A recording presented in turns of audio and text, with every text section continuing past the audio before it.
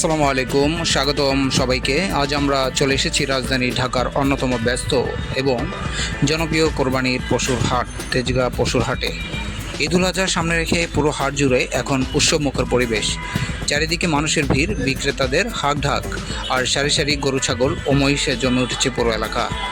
দেশের বিভিন্ন জেলা থেকে ব্যবসায়ীরা তাদের পশু নিয়ে এসেছেন এই হাটে। কেউ এনেছেন ছোট গরু, কেউ মাঝারি, আবার কেউ বিশাল আকৃতির দেশি ও বিদেশি জাতের গরু নিয়ে এসেছেন। প্রতিটি পশুকেই যেন যত্ন করে সাজিয়ে রাখা হয়েছে, যেন ক্রেতাদের নজর কাটতে পারে। এখানে আসা অনেক ক্রেতাই বলছেন এবার পশু সরবরাহ ভালো থাকায় দাম কিছুটা সহনীয়, তবে বড় এবং আকর্ষণীয় গরুগুলোর দাম এখনও বেশ চড়া। বিক্রেতারাও আশা করছেন ঈদের আগের শেষ কয়েকদিনে বিক্রি আরও বাড়বে। তেজগাঁও হাটে শুধু পশু কেনাবেচাই নয়, নিরাপত্তা ও পরিচ্ছন্নতার দিকেও রাখা হয়েছে বিশেষ নজর।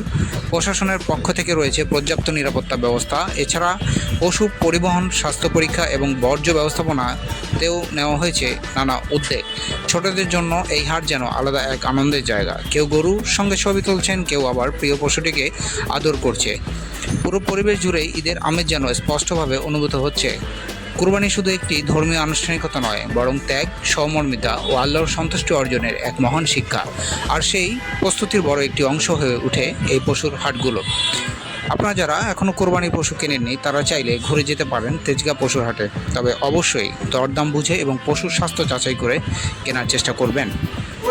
ভিডিওটি ভালো লাগলে লাইক, কমেন্ট এবং শেয়ার করতে ভুলবেন না। আর এমন আরও ভিডিও দেখতে আমাদের চ্যানেলটি সাবস্ক্রাইব করে পাশে থাকুন। সবাইকে আগাম ঈদুল আজহার শুভেচ্ছা। আল্লাহ হাফেজ।